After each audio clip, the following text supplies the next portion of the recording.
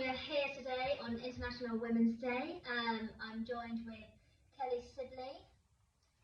She's 5-time national champion, double bronze Commonwealth medalist, an Olympian, and recently appointed as the England women's captain. And of course, we all know she's University of Nottingham's head coach as well. Save the best till last, yes, of course. Of course. Before we start, I just want to say that we have got a screen. You might not be able to see it here between us, just so we're both all safe, and it allows us to basically have no masks on this interview, which actually is a massive bonus. So hopefully you'll be able to hear us. This is a win-win. Yeah, we've asked people for questions, they've been firing in, and then I'm just about to ask her all these questions now. So I feel like I'm in the hot seat. Good luck. Good luck. Right, if we could take you back right to the beginning, sort of early years, I know. Oh my God. Recall this, okay? Young experiences, okay? Yeah. When you were in training, were you ever, the only girl in training? What was it like being a female athlete in training when you were growing up? Lois, picking my brains now. So yeah, many moons ago. So you first started playing tennis when I was 8. Back at my local club in Leamington, Leamington Free Church. I think I was probably one of 2 of the girls there at the club at the time. But if I'm honest, that never really affected me, being the only girl in the training hall. Don't get me wrong, I'm very aware that girls do feel intimidated. And are a little bit conscious and worried about kind of being the only girl in the training hall, and do you know what, that's okay. I think being kind of growing up with my stepbrothers, at school I used to play a lot of football, so again being surrounded by boys quite a lot of the time, so that never really affected me, or I guess I never really noticed that I was probably one of the few females in the practice hall. But I think, like I said, I completely understand why girls feel a little bit intimidated and stuff, but I just think there's nothing to worry about, and I guess it's easy for me to say that because I don't feel like that, but I just think they just need to have fun, and just go and play, and maybe try and have some girl sessions if possible. But yeah, just try and enjoy the sport. But like I said, I never really had any issues with that. Yeah. I mean, table tennis is like many sports where it is male dominated. Is there any ways? I mean, you've kind of said it previously, maybe, but is there any ways that you can think of we can, try and encourage more women or girls to get involved in the school setting? Think of any ways to help that? Yeah, I mean, obviously I touched on it briefly just then, but I think having girls only sessions, I think that could be really key in school, but also in your own club sessions as well. I think that could be really important. Also having a lady coach there, or a female teacher also there in the room, I think will also help. It's kind of a little bit more inviting. I think some girls find it, if it's just a male coach, they may find it intimidating again. And also make it quite social and quite fun to start with, and then you can kind of add in your little challenges, because obviously there's some girls like myself and you that are competitive, that enjoy that side, and then I think you can kind of treat that individual then with what needs that they need really. Do they need a little bit more competition, or do they just like the social side of it? But I definitely think having women's only or girls only sessions is quite important, especially at the start, just to get everybody involved that way. They make friends, and then you never know, from there you and your friend then could be like, should we go to an all club session? And then kind of go from there. So it's just little steps, just to help them get into the sport, just to start off with. Definitely, yeah. I mean, we're talking about, obviously it's International Women's Day, and who is your biggest influence? It actually doesn't have to be a woman, it could be anybody, but who is your biggest influence in your career, would you have said? My career? Again, Lois, she's trying to make me question. think. I mean, you can't blame me, it's not my question. Yeah, testing me. I'm going to have to pick 2. Okay. I can't just pick one because. Alright, I will allow it. Yeah. So the first one would have to be my mum. I owe an awful lot to my mum. She was the reason that I started playing table tennis in the first place. So she used to play for county standard, so kind of followed in her footsteps, let's say. And just the support that she's given me through the good, the bad and the ugly, let's say. She's always been there. She's coached me at England events, not a lot of tactics going on in the corner, just kind of trying to calm me down a little bit. Emotions, okay? Yeah, that mother-daughter relationship.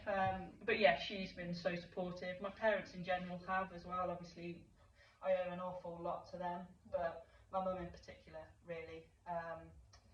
Yeah, just very thankful for everything that she's done. And the second one will probably be Alan Cook, who was my coach. So from a very young age, from 12, and then worked with him closely when I moved to the National Sports Centre at the age of 12. And yeah, worked with him literally through the different age brackets, and obviously right leading up to my last competition, really. But what's really nice is now I've transitioned into the coaching world. He's now my mentor as a coach, so I've kind of kept that relationship there. So now it's from player to coach, now it's coach to coach, and yeah, it's been nice, really. Oh yeah, I just like that how you have one male and one female positive, good influence in your life. I think it's more, I think it shows you can have a very strong relationship with your coach, and it doesn't need to be necessarily the same gender. It can be, just because actually he knows you very well, or you just get on personalities wise. We've got another question here. It's what is your career highlight? Obviously, other than this interview. Yeah. What is Move over, Jonathan Ross. Lowest peaks in town. Yeah, move aside. What is your career highlight? What is my career highlight? Oh gosh, I'm going to have to say two things again. I'm really sorry. Okay. The first one would be winning my first senior national championship title. I think being the champion of England, I think that's kind of every sports person's first thing that they think about. Obviously you've got Olympics and all that lot, but I think just being number one in your country, very proud to have won that, especially because I've had a couple of losses in the final in the years beforehand, so yeah, I was desperate to get my hands on that trophy. And then the second one would have to be winning my first bronze medal at the Commonwealth Games. So I was very lucky to win that with Danny Reed, who is an ex-student at the University of Nottingham. Yeah, so we were representing not only England but the green and gold at that competition, mainly because we didn't really expect it, and because it was gold, silver, bronze in that competition for England in the mixed doubles category, but also because personally we had some family problems, I guess. One of my family members was seriously ill at that time, so yeah, it was a difficult time all round. So to win that medal, it was kind of dedicated to her, really. And so yeah, not only the achievement, but because what else it stood for. So yeah, that will be a very proud memory for me, really, and for the family. Yeah, definitely. That sounds good to me. Sounds like a career highlight to me. What would you say? Who would you say? Sorry, is your hardest sort of opponent you faced? You faced a lot, but who would you say is toughest? I would probably have to say that when the English Open was held at the EIS in Sheffield, I was lucky, would we say lucky, to play against the world number one at the time, who was Li Shiwen. So yeah, great experience, a very hard experience at that. But yeah, it was amazing, to be fair. That's surreal, really. Yeah, it was, to obviously to play the best player in the world. And yeah, just went on there. I won the first point. I remember running back to Alan was coaching me. I was like, I'm winning. Concentrate, Cal. I was like, okay, sorry. Yeah. I think I lost that set about 5 then, so I ran away with myself. But yeah, just to just to experience playing such a top quality player, and obviously because I was young, so I was still learning, and just to be able to feel the amount of spin that she got on the ball, and just to see what type of serve she was doing, and just how she went about her game. So yeah, I mean, obviously I lost that match, but I learned a lot from that match as well. So yeah, she was not bad. Playing the world number one is quite a memorable experience. Yeah, definitely. For many reasons. Yeah, can imagine. And if you, let's say you don't play table tennis, you're like, nah, okay, not that that would be the case. Yeah. But what sport would you play? What do you reckon you would have played? If you didn't play table tennis, what sport would you have played? I don't think you're going to like this answer. Okay, come on. But I would have to say football. Yeah, I'm sorry, I know you're not going to like it. But yeah, I used to play football at school, and I used to play it a lot, and then it got to a stage where I had to choose between the two. So yeah, obviously with the background of my mum and stuff, so I chose the table tennis route. That's right. Yeah, so I just stuck with it, and do you know what, I'm really pleased that I have, because I've travelled the world and I've seen so many different things that I just wouldn't have seen. I've done some amazing things, Commonwealth, Olympics, Worlds, been to China, been to a lot of countries. And I'm just so very grateful for that, really. Yeah, no regrets. No regrets. Yeah, that's key. And you know, now you've transitioned. You said you've transitioned into the coaching world, I suppose. And you know, do you have any? You know, what's your main motivation? I suppose. What are you hoping to achieve? You know, through coaching, maybe your England captaincy. What are you hoping to achieve there, or just in general?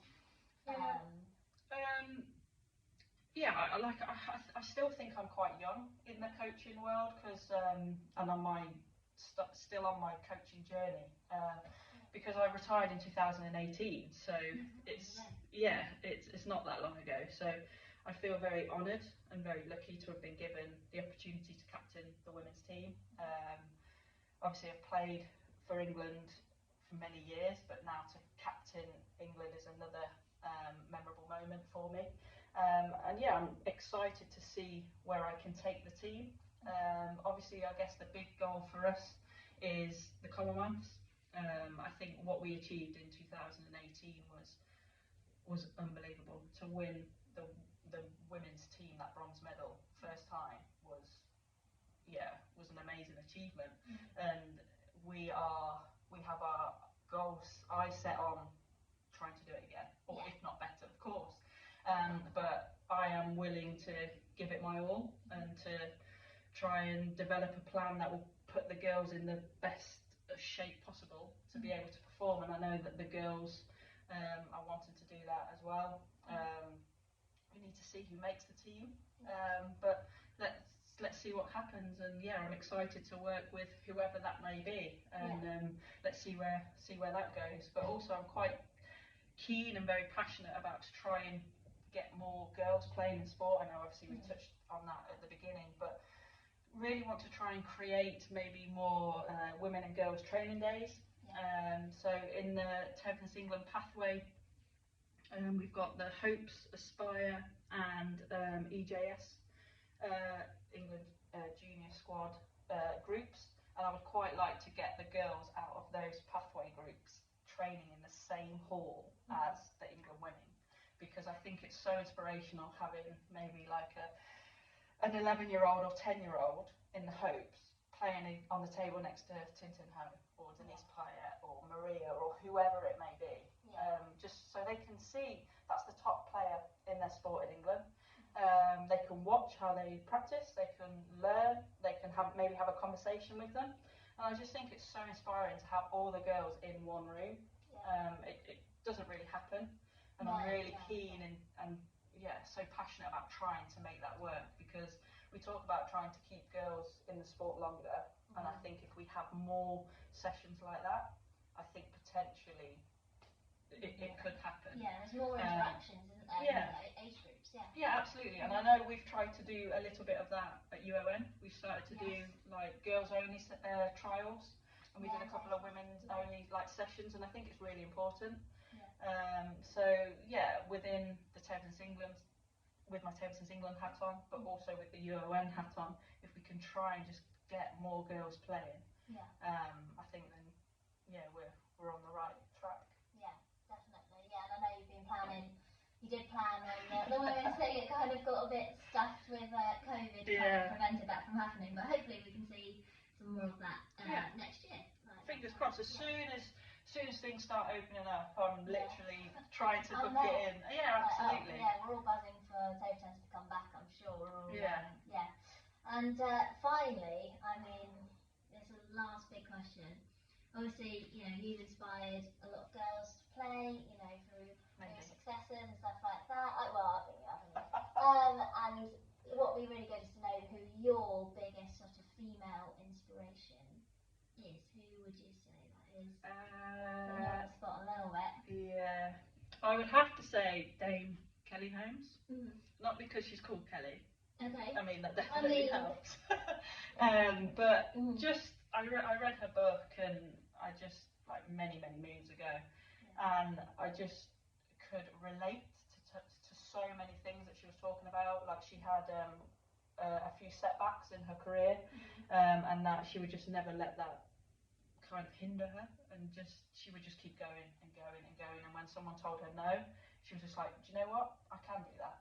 And she just never let that faze her at all. And I remember reading the book, and she just said about the Olympics that she was really struggling with some injury, and they weren't sure if she should compete.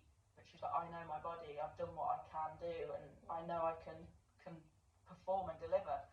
And she did, and she got Olympic gold.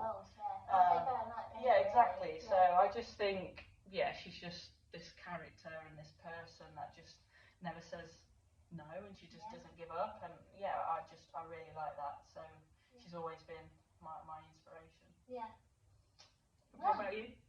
Ooh, I have been twisting it now. I know. No, I've been reading Katie Piper. Yeah. And she's, you know, she had a massive acid attack, you know, loads of burns. But actually, she was sexually assaulted before, so a lot of people don't know that, and that meant that she could have almost stayed anonymous, and her identity, you know, not known by, I suppose, the media and everybody. But actually, she chose to not do that, to try and raise awareness for burn victims and their treatments. And you know, she's done a lot of documentaries, set up her own foundation and charity to help burn victims. So you know, to overcome such a traumatic ordeal or several horrific kind of incidences, and then to bounce back and to rebuild your life. You know, it's just amazing. What a strong person in general. So, and she's also there using her platform for the awareness and for good, isn't she? So I would recommend anybody reading it. But I'm not being paid or anything. It's not advertising. I just recommend. Watch the sales now go up. It is really good.